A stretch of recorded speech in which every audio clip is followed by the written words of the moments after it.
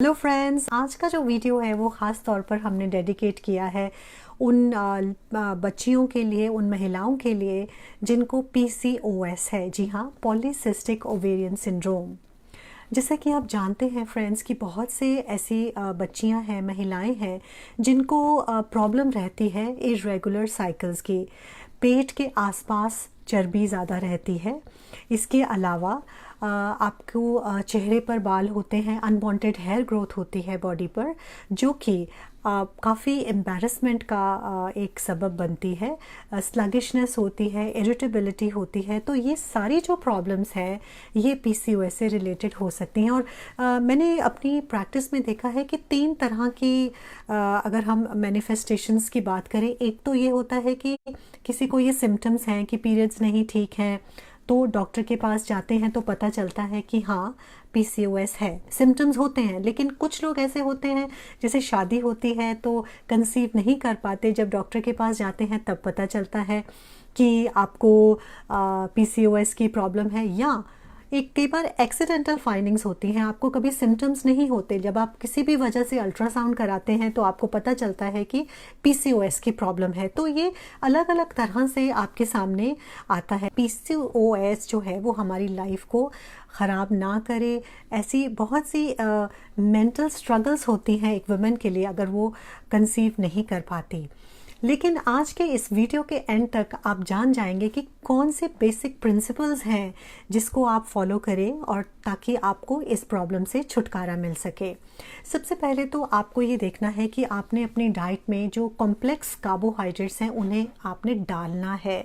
आपको रिफाइंड जो चीज़ें हैं, रिफाइंड कार्बोहाइड्रेट्स हैं, जैसे कि मैदे से बनी हुई चीज़ें हैं, वो आपको अवॉइड करनी है। पिज़्ज़ाज़ हैं, बर्गर्स हैं, इनको आपको छोड़ना है क्योंकि इनमें रिफाइंड जो फ्लावर है वो इस्तेमाल होता है।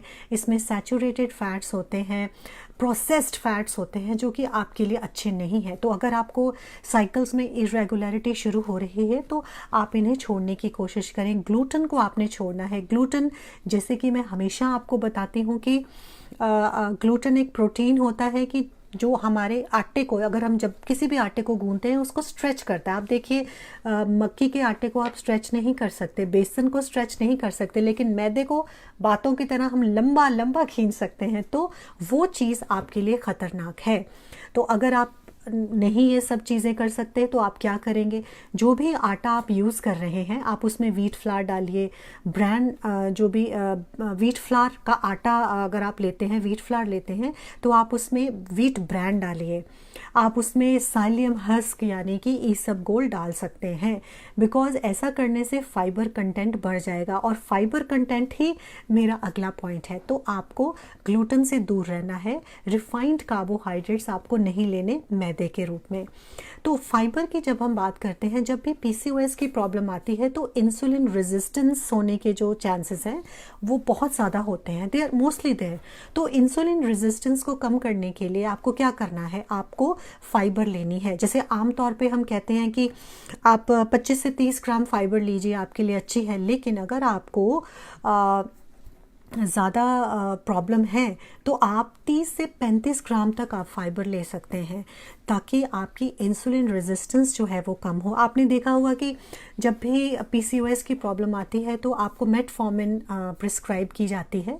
तो मेटफॉर्मिन आपको आपकी पीसीओएस में डायरेक्टली फ़र्क नहीं डालती, लेकिन वो आपकी इंसुलिन रेजिस्टेंस को कम करने में आपकी सहायक होती है।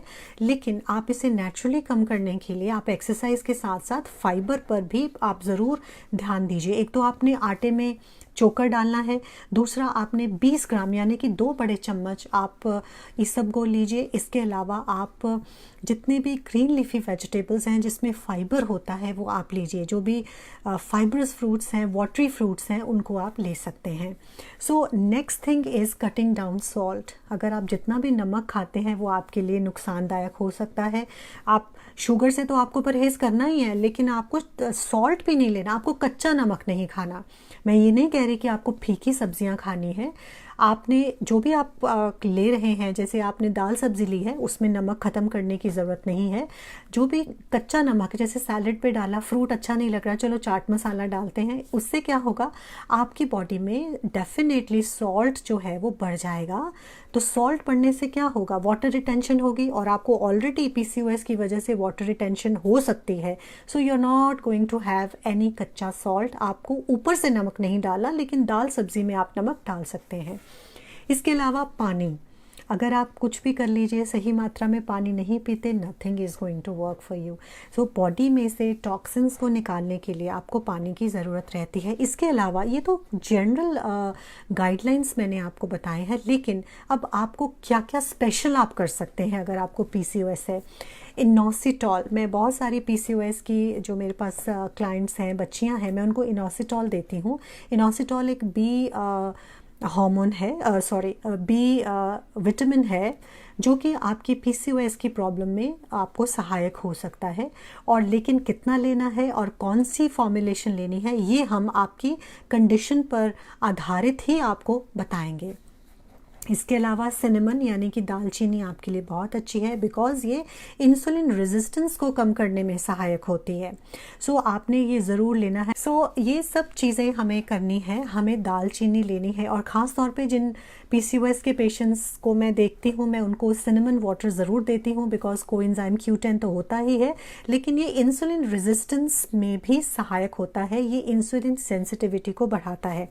इसके बाद में हम बात करेंगे क्रोमियम की।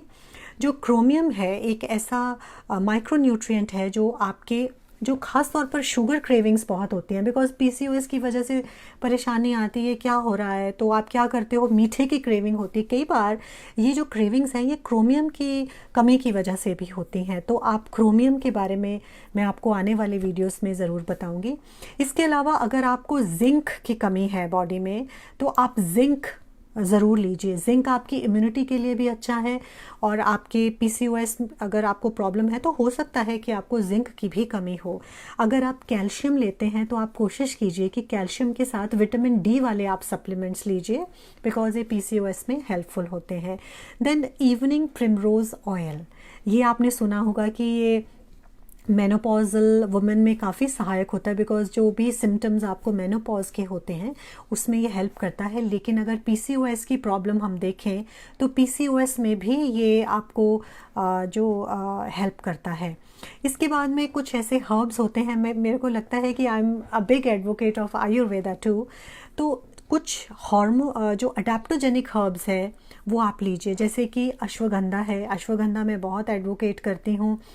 तुलसी का पानी बहुत अच्छा रहता है पीसीओएस में, तो आप जैसे तुलसी अगर घर में आपके है तो आप 20 या 25 पत्तों का एक्सट्रैक्ट बना के रख सकते हैं, या आप तुलसी के एक्सट्रैक्ट आपको मिलते हैं मार्केट में, कई बार सीज़न में हमें नहीं भी मिलती है तुलसी। मुलेठी अगर आप मुंह में रखते हैं, या मुलेठी का पानी पीते हैं, या मुलेठी का चूर्ण आप बना कर लेते हैं, वो भी आपके लिए काफ़ी हेल्पफुल होता है। और ये भी देखा गया है कि पीसीओएस के पेशेंट्स में गट हेल्थ यानी कि आपकी जो बॉवल बिहेवियर है वो बड़ा इरेटिक होता है, और कई बार स्ट्रेस की वजह से भी हो जाता है। तो आपका जो गट हेल्थ है that is also very very important.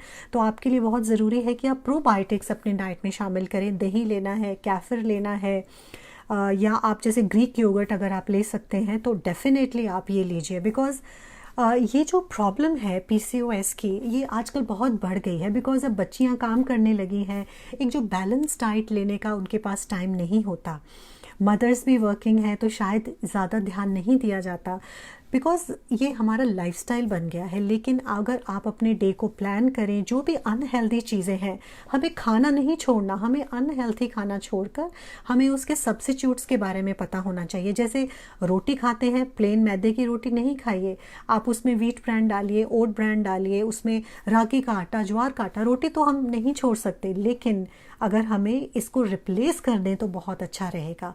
Wheat से दूर रहना है, खाना नहीं छोड़ना, व्हीट हमें छोड़नी है, खूब मात्रा में पानी पीना है, और जो प्रॉपर आपके डॉक्टर के द्वारा सुझाए गए जो भी उपाय हैं उसको आपको ज़रूर और ज़रूर करना है, because you have to be in touch with your doctor all the time. इसके अलावा हेल्दी वेट मेंटेन करना है, बिकॉज पीसीओएस एक ऐसा चक्र है जिसमें फंस जाता है, वो फंसते हैं जिनको वज़न ज़्यादा रहता है। ठीक है, वज़न ज़्यादा होने की वजह से पीसीओएस होने की संभावना रहती है। तो एक ऐसा ये चक्र है जिसमें कि आप फंस सकते हैं और उससे निकलना हमारे लिए थोड़ा मुश्किल हो सकता है। एक्सरसाइज करनी है, ख़ास तौर पर मैं आपको सुझाव देना चाहूँगी, हाई इंटेंसिटी इंटरवल ट्रेनिंग आप कीजिए। बहुत इजी है। आपने क्या करना है, एकदम स्लो पेस पे आप शुरू कीजिए, जैसे 5 मिनट आप स्लो चले। Just an example, you can refer to other influences also. 5 minute आपने अपने आप को ब्रेथलेस किया, उतने आपने पेस पे एक्सरसाइज की, then you slow down for a while, फिर आप करिए। तो इंटरवल ट्रेनिंग करके आपकी बॉडी में जो इंसुलिन सेंसिटिविटी है वो बढ़ जाती है। और मैंने ये देखा है फ्रेंड्स, मेरे को कई बार बहुत दुख लगता है कि ध्यान नहीं दिया जाता, लेकिन छोटी छोटी बातों का ध्यान हमें रखना है। आज से शुरू नहीं करना कि आज बेटी की शादी की उम्र है तो हमें अब ध्यान रखना है कि because she has to go and she has to bear a child, या उसको साइकिल्स में प्रॉब्लम्स हो रही है। लेकिन हमें अपनी बच्चियों का ध्यान बचपन से रखना है, हमें उन्हें हेल्दी डाइट देनी है, खाना कम नहीं करना। आई ऑलवेज से कि खाना कम नहीं करना, हमें खाने को चेंज करना है। We have to go back to our roots. पहले जो भी चीज़ें हम बोरी में लेके आते थे वो अच्छी थी, लेकिन जो प्लास्टिक की थैली में हम लोग चीज़ें लाते हैं, that is causing disaster to the health of our family and specially our daughters. तो बहुत ही ज़रूरी है कि हम अपनी बच्चियों में हेल्दी हैबिट्स इनकलकेट करें। टोकना बच्चों को पसंद नहीं है, लेकिन एज मदर्स, एज फैमिली, हमें उनको सही राह दिखानी है ताकि आगे चलकर उन्हें इस तरह की प्रॉब्लम्स का सामना ना करना पड़े। लेकिन कुछ हार्मोनल चेंजेस होती हैं जो हमारे हाथ में नहीं है, लेकिन सही लाइफस्टाइल से, सही एक्सरसाइज से, सही स्ट्रेस मैनेजमेंट से हम इन चीज़ों को कुछ हद तक ठीक कर सकते हैं। सो फ्रेंड्स, अब मैं आपसे विदा लेने वाली हूँ, लेकिन आपसे ये मेरी गुजारिश है कि अगर आपको ये वीडियो अच्छा लगा, आप इसे लाइक कीजिए और इसे शेयर ज़रूर कीजिए, बिकॉज़ ये सारी सिंपल जानकारी थी जो कई ज़िंदगियों को बदल सकती है। So friends, till we meet again, stay blessed and live life more.